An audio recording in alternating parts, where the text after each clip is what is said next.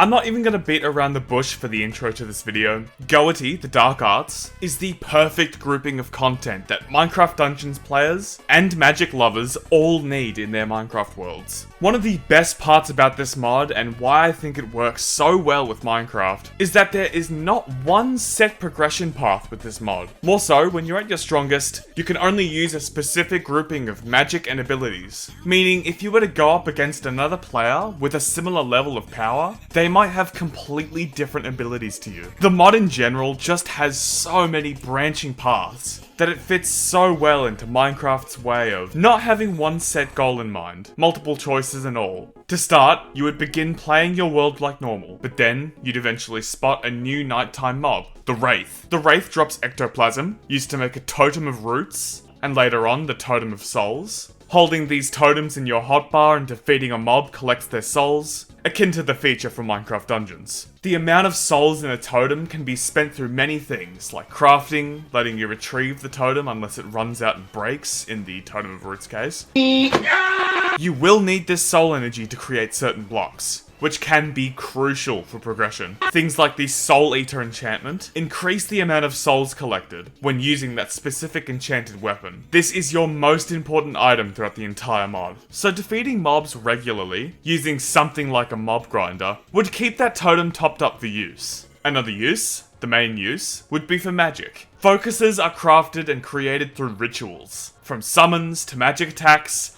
or even more useful abilities, such as healing and transforming blocks. This alone can completely change how fighting with mobs, and possibly other players, happens. Certain rituals can be done to get exact enchanted books, teleport to other locations, and even summon mobs. The summons are another one of my favourite parts of this mod, being a way to have allied versions of most hostile mobs, like the undead, illagers, spiders, and even enderlings. After consecutive uses, the summons become more and more expensive and weaker, making them useful but not too overpowered to the point of being your only workhorse. After a bit of time, the summon will die. Being able to keep these summons around as long as you want would require certain equipped items, such as crowns to help their lifespan, among helping other magic related things. There's one set that literally turns you into the Nameless One. This also goes with golems, but left clicking your summon with a staff allows you to cycle through a few options, depending on what you might need. Following, wandering, standby, which keeps them in place, and guarding, in which this mob will not leave a 16 by 16 area, protecting it the best it can. The golems are also another great thing, since we get my favourites of the golem family, the redstone golems and monstrosity. Like how they described in the novel, you need to create a specific setup of lava, redstone and diamond as a mold to bring them to life. If you download Patchouli, you'll get access to the Black Book, which gives you all the info you'll need, especially with setups like these. Squall golems can also be made in the same vein, being able to be activated using windblower blocks like in dungeons. The ice golem acts as a new, almost iron golem-like summon, being able to follow the player and defend them, using a frost nova if it's surrounded. Then there's the grave golem, which can shoot projectiles, summon haunts, and smash, similarly to the redstone monstrosity, acting as an earlier game and weaker variant. Weirdly enough, things like quick growing vines, poison quill vines, whisperers, and leap leaves can be summoned pretty early on, which are all very faithful to dungeons. A lot of summons that you can do have underwater variants, like drowned, sunken skeletons, and even things like wave whisperers. You can even turn a villager into a ravaged, that eventually turns into a ravager, allowing the player not just a powerful new rideable mob, but it can also be armoured similar to horses. Some of these abilities and features will need to be learnt. Scrolls need to be found from structures and used, which lets things progress a lot more naturally, and really gives more motivation to the player to find and loot these structures. Certain enchantments like duration, radius, potency, burning, range, life absorb, magnetize, and velocity all work with your spells. But instead of the enchantments going onto the staff or wand itself, it enchants the focus item that you can put into or take out of the staff, meaning you still have to take time to enhance your existing spells and abilities, but not making every other focus powerful from the get-go. There are a lot more uses for these mobs than just fighting and defense, my favourite option being the Chef Vindicator, which cooks food for you. The developer of this mod, Polaris, also made compatibility mods with Elender's Cataclysm and Illigen's Spillage, two other favourite mods of mine that I've mentioned on the channel before. Using these mods allows the player to harness abilities used by mobs and bosses. their summons, and even the netherite monstrosity as a golem, which, like the redstone monstrosity, you can ride. As mentioned in the modded building video, I did include this mod because of the plethora of amazing building and decorative related blocks, which I did want to mention again, as since I looked at this mod for said video, some end related building blocks have been added. Void can be scooped into bottles from the void at Y level 0, turned into blocks, liquid, or even void barrels, which can be detonated like in dungeons, using a flint and steel or redstone. The illager followers, as briefly mentioned with the Vindicator Chef, trainable illagers. Other illagers must be raised in different forms, from zombies to the ghost-like bound variants of the more magic-wielding illagers. Including newer illagers added by this mod can directly attack you, the player, unlike village raids, known as an illager assault, which can spawn when the player accumulates a certain large amount of soul energy, as if the illagers themselves want to steal it from you. High amounts of soul energy can also lure the presence of the Wight, a powerful boss mob that, when defeated, drops the Essence of Shadow, which is needed for some of the more powerful items this mod offers. The Apostles are an interesting part of this mod, which seem to have some world building to them, their cults being seen around the world converting parts of the overworld into nether biomes, or even buried ritual sites of the past. It seems these specific illagers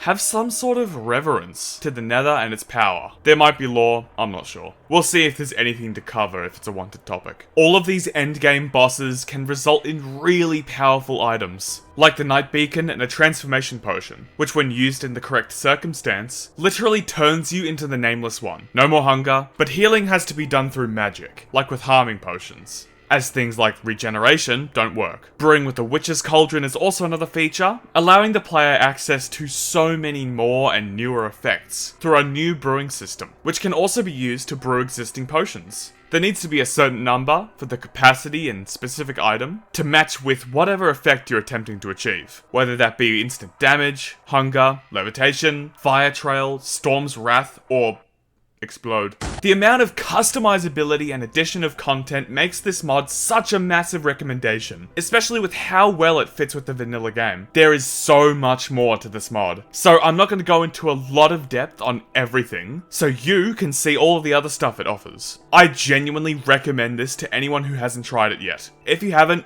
go try it. Just as a quick mention again, I have a podcast with a 4th episode soon on the way. So far, we've talked about how we make theories, Spicewood, new updates, answer questions you all have asked, give hints to future theories, and much more. So go check that out. If you enjoyed this short video, consider liking and subscribing if you'd like to see more like this. Thank you for watching, and have a good day or night.